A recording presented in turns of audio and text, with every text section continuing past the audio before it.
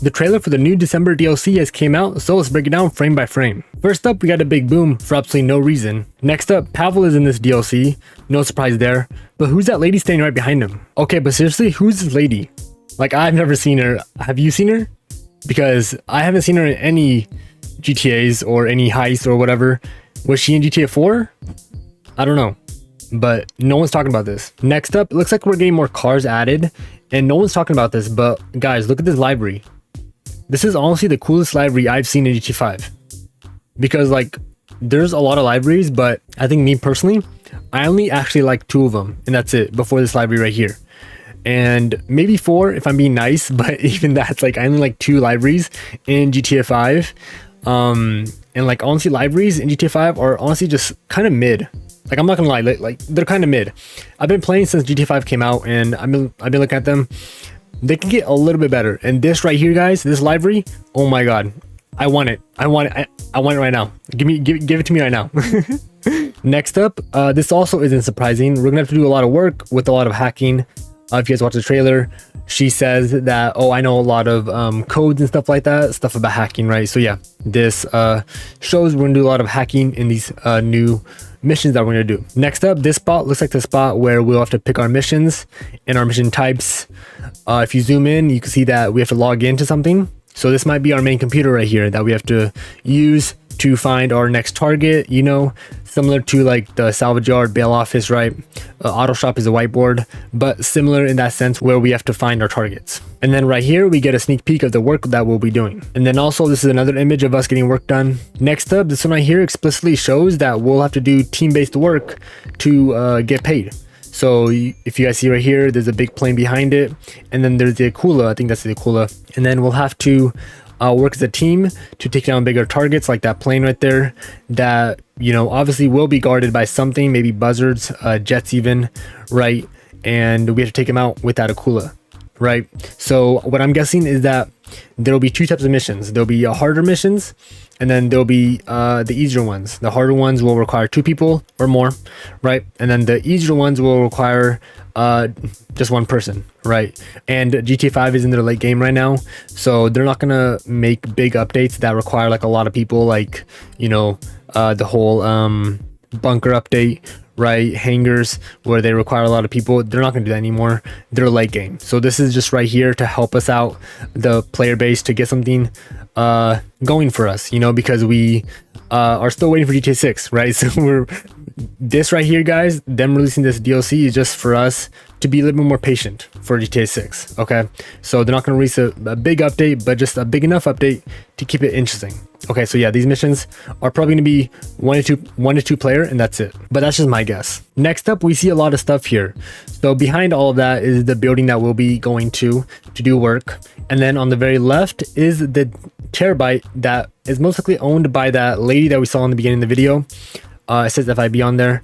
That is most likely the terabyte that we'll be working inside of to do the work that will be given, okay, that we accept, right?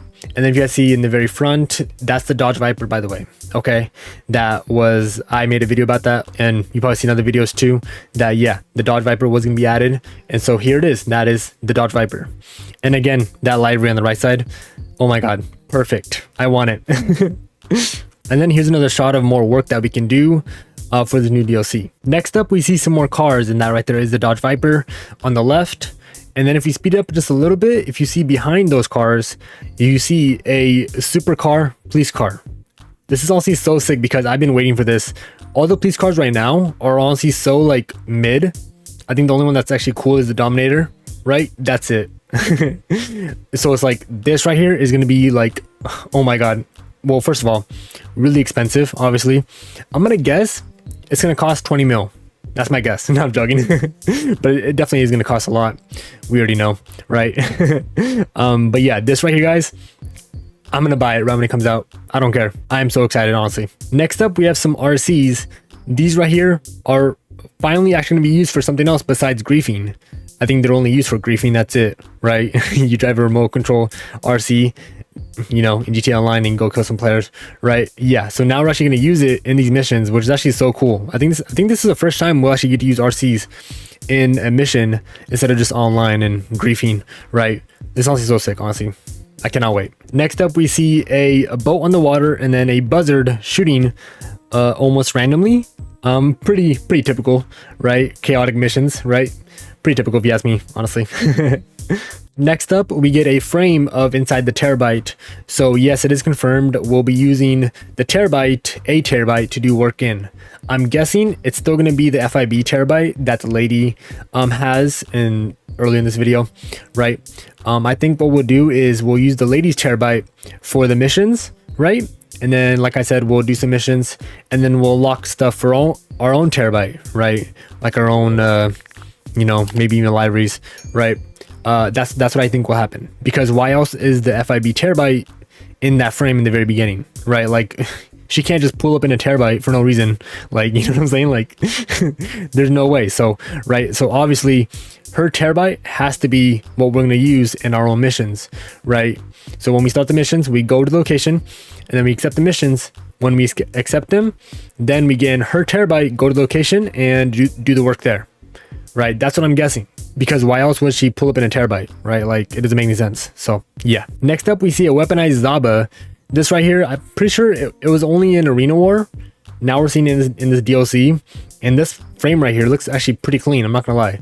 Like, it looks like a war Zaba, you know? I think this might have been in Doomsday, I'm not sure.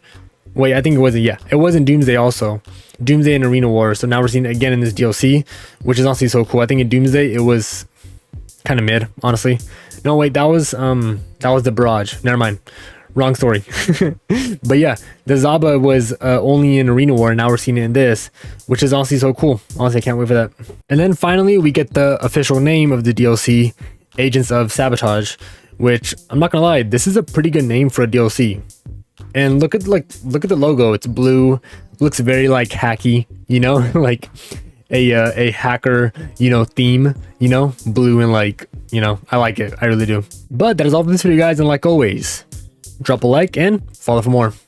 Peace.